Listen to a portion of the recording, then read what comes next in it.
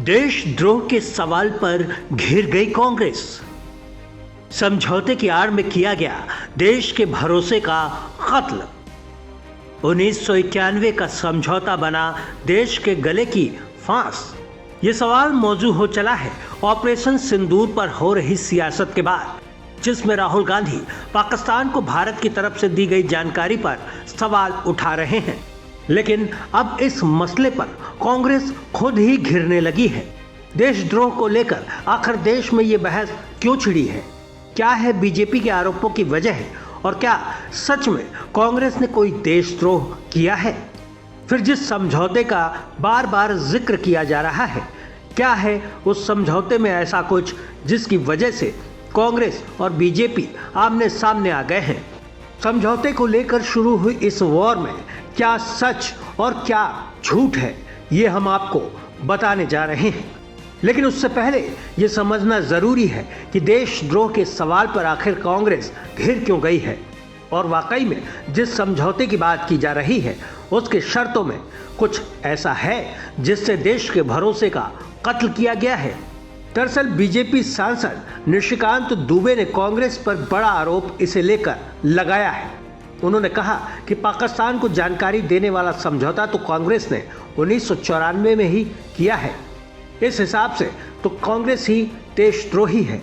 निशिकांत दुबे ने क्या कहा है यह आपको बताएं, उससे पहले आपको बताते हैं कि ये पूरा विवाद उठा कहां से और क्यों इसे लेकर इतनी हाय तौबा मची हुई है। असल में 19 मई को राहुल गांधी ने सोशल मीडिया पर लिखा था कि सैन्य कार्रवाई से पहले पाकिस्तान को उसकी जानकारी देना अपराध है।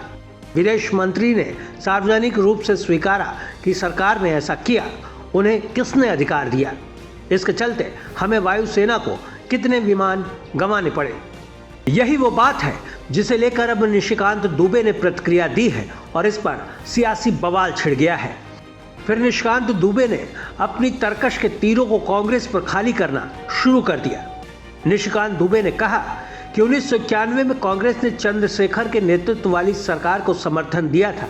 तब भारत पाकिस्तान के बीच एक समझौता हुआ था। 1994 में पीवी नरसिम्हा राव की सरकार आई तो ये समझौता लागू हुआ। इसके तहत सेना, नौसेना कहाँ तैनात होगी और वायुसेना कैसे काम करेगी, ये बातें दुश्मन देश से शेयर की जाती थी। इसे लेकर निशिकांत ने यह भी सवाल पूछा है कि क्या ये देशद्रोह नहीं है? दुबे ने कांग्रेस पर वोट बैंक की सियासत के लिए देश को धोखा देने का इल्जाम लगाया है। साथ ही इस मामले में उन्होंने समझौता करने वालों पर एफआईआर दर्ज करने की मांग भी कर डाली है। वहीं दूसरी ओर इस मामले में कांग्रेस भी पलटवार कर रही है और निशिकांत दुबे पर देश को गुमराह करने का आरोप लगा रही है। कांग्रेस की तरफ से इस मामले पर सुप्रिया सिंह श्रीनेत ने जवाब देते हुए कहा कि ये चंद्रशेखर सरकार के दौर का मामला है। हालांकि मार्च 1991 में कांग्रेस ने उनसे समर्थन वापस ले लिया था। संभवतः ये अप्रैल 1991 में समझौता हुआ। इसके साथ ही सुप्रिया श्रीनेत ने यह भी बताया कि वैसे ये समझौता शांति काल के लिए था ताकि दोनों देशों के बीच कोई गफलत न रहे। सुप्रिया ने दुबे को घेरते हुए कहा कि इससे साफ है कि बीजेपी और निशिकांत दुबे कबूल कर रहे हैं कि उन्होंने पाकिस्तान को जानकारी दी, जो ये बताता है कि राहुल गांधी के आरोप सही हैं। बहरहाल कांग्रेस और बीजेपी में छिड़ी इस जंग का अंत किसी कानूनी चौखट पर होगा या बयानों की बौछार तक सिमट जाएगा, इसका इंतजार करना होगा। लेकिन इसका असर बिहार के चुनाव में देखने को मिले तो कोई हैरानी की बात नहीं।